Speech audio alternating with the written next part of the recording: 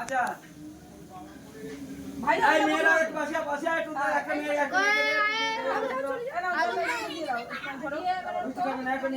Hello everyone, আমি গৌরী। সবাইকে স্বাগত আমার নতুন একটা ভিডিওতে।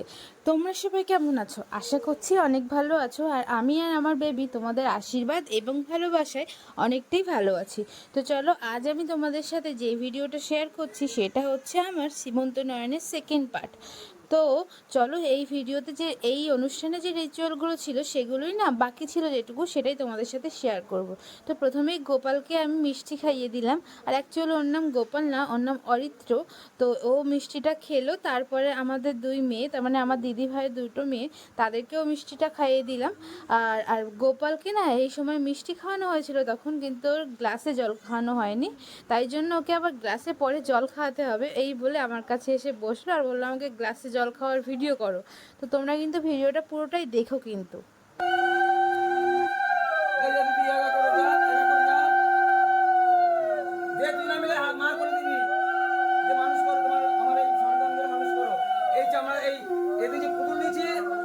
সুসন্তান আছে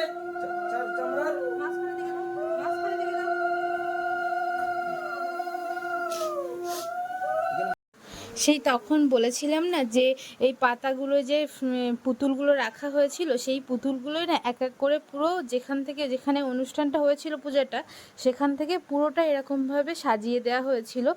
আর এইগুলোকে নিয়ে নাকি সব কিছুই মায়ের হাতে দিতে হবে, মানে আমার শাশুড়ি মায়ের হাতে দিতে হবে। তো চলো, তোমার দাদা পুরোটাই এক একটা করে তুলতে হবে মন্ত্র পড়ে।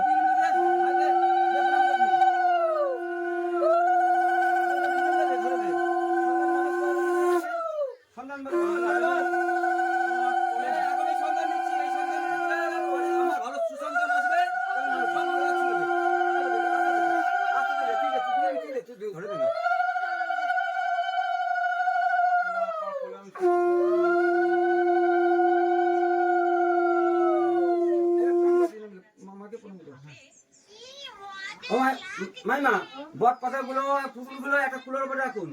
আর এইটা হচ্ছে তো দাদা বলে দিয়েছিল যে ওই যে পুতুলগুলো 21টা, সেগুলো এক একটা করে তুলে আমার কোলে দিতে, আমার আঁচলে দিতে, আর সেইটা নিয়ে মাকে দিতে হবে। আর মাকে আমাদের বলতে হবে যে এই নাও তোমার নাতি নাতনি তোমাকে দিলাম।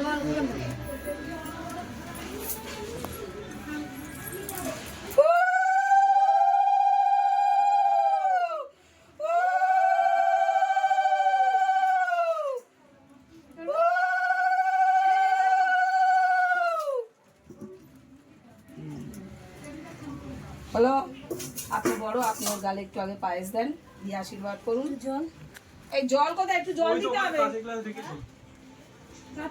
জল দাও। গন্ডু মেয়ে আছে।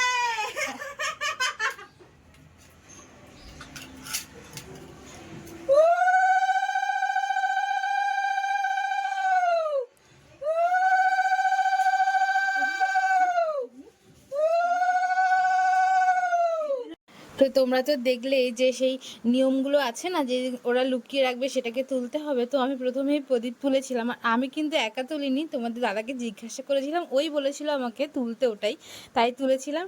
আর তারপরে তো দেখলে আমি ওকে একটুখানি বলেও নিলাম গালটা টিপে যে গন্ডু মেয়ে হয়েছে কিন্তু।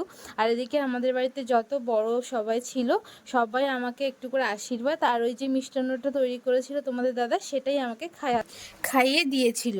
আর সেদিন না যেমন গরম পড়েছিল আর তেমনি বৃষ্টি হয়েছিল।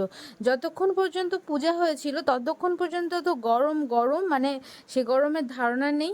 আর তারপরেই যেই 12:30 বাজলো, সেই পুরো আকাশ কালো করে বৃষ্টি হয়েছিল। আর কোনো উপায় না পেয়ে পুরো প্যান্ডেলে জল জল হয়ে গেল। প্যান্ডেল এমনকি উপর থেকে সব কিছু খুলে পড়ে গেল, এত জল হলো, এত বৃষ্টি হলো, আর ঝড়ও হলো একটুখানি। আর তাই জন্যই না সবাইকে এই যে বারান্দায় তুলে আনতে হয়েছিল 2টো টেবিল। আর তাই জন্যে বারান্দায় খেতে দিতে হয়েছিল, নিচেও খেয়েছিল কিছু জন যেখানে জল পড়েনি। আর তারপরেই দেখো আমার সমস্ত খাবার দাবারের জিনিসটা আমাকে সাজিয়ে আমার পাশে পরিবেশন করছে সবাই মিলে। আর এই রান্নাগুলো না আমার প্রায় সবই রান্না করেছিল আমার বৌদি ভাই, ওই যে পিঙ্ক কালারের যে শাড়ি পরে রয়েছে ওই বৌদিই করেছিল। তো মা বললো সবাইকে যারা যারা বড় আছে সবাইকে প্রণাম করে নাও ওখান থেকে বসেই। আর আমি সবাইকে প্রণাম সারলাম, আমি আর আমার বড়মশাই। আর তারপরে না যারা যারা বড় ছিল সবাই আমাদের দুজনকে আশীর্বাদ করলো। আর এইবারে হবে আমাদের খাওয়া দাওয়া। আমার বোনরাও, আমি সবাইকে বলেছিলাম একটু সাজতে, অনেক ফটো টটো তুলবো বলে, তো তুললামও ফটো। তারপরে না ও আমাকে প্রথমে খাইয়ে দিচ্ছিল ভাত, আর তারপরে দেবে পোলাও। আর আমার রেসিপিতে না অনেক কিছু ছিল, আমিই বলেছিলাম বাড়িতে যে আমার কিন্তু পোলাও খেতে ইচ্ছা করছে, অবশ্যই করে কিন্তু পোলাওটা বানিও। তো ওই জন্যই সমস্ত কিছু বানানোও হয়েছিল, যা যা আমার খেতে ইচ্ছা হয়েছিল সেগুলো সব কিছুই বানানো হয়েছিল। তো আমাকে খাইয়ে দিল। আর সব সময় না তোমাদের দাদা আমাকে খুব যত্ন করে খাওয়ায়, আর তারপরে যেভাবে খাওয়ালে আর কি কষ্ট হবে না সেভাবেই খাইয়ে দিল। আর তারপরে সবাই বললো যে মুড়োটা খাওয়াতে হয়, ওই জন্য মুড়োটাই খাইয়ে দিল। মুড়োটা খাইয়ে দেবে। আর বলছিল যে এত বড় মুড়ো তুমি একা খেতে পারবে? সত্যিই মাছের মুড়োটা অনেক বড় ছিল, আমি না খেতে পারিও নি। আর সমস্ত কিছু খাবার তো এমনিতেই খেতে পারিনি, অল্প অল্প করে খেয়েছি, কিন্তু পোলাওটা আমি পুরোটাই খেয়েছিলাম। আর তারপরেই আমার গোপাল চলে গেছিলো বলে আর ওকে ডাকা হয়নি। আর আমার দুটো মেয়ে, মানে বড় মা ছোটো মা, ওদেরকে ডেকে আমি বললাম তোরা এসো, তারপর তোমাদের খাইয়ে আমি খাবো। তারপর ওরা এক এক গাল করে খেলো, কারণ ওদের আগে না খাওয়া হয়ে গেছিলো, ওই জন্য আর তার মানে খেতে ওরা চাইছিল না। তাই আমি বললাম ঠিক আছে তাহলে ছোটো মা তুমি এসো, বড় মা উঠে যাও, কারণ ওরা দুই বোন একদম উঠি, একজনকে ডাকলে আরেকজনকে না ডাকলে ওদের একটু কষ্ট হবে, সেই জন্যই আর কি। তো দুজনকে খাওয়ানোর পরে এবারে আমি খাবো, আর আমিই খেতে বসবো। ওদের দুজনকে তো এক গাল করে দিলাম খাইয়ে, আর তারপরেই না আমি খেতে বসে গেছিলাম। আর এই যে থালা বাটি এইগুলো সমস্ত কিছু কিন্তু ডিজাইন করেছিল আমার বোন, ওর কথা তো একবারও বলা হয়নি। আর ও না ভিডিওতে একটু আসেও নি, তোমার ভিডিওতে ওঠেনি। আর এই দেখো না খেতে পেরে আমার অবস্থা এমনই হয়ে গেছিলো।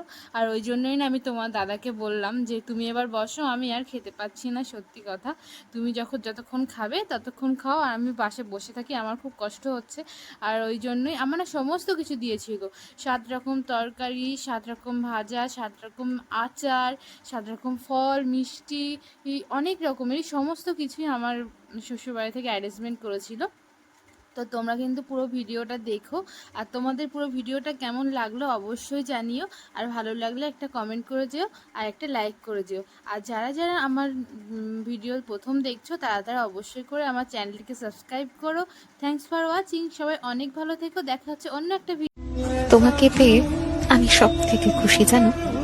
মানুষ একটা কথা ঠিকই বলে, ভালোবাসা সুন্দর যদি মানুষটা ভালো হয়। আমি সেই মানুষটাকে পেয়েছি, বড্ড খুশি আমি।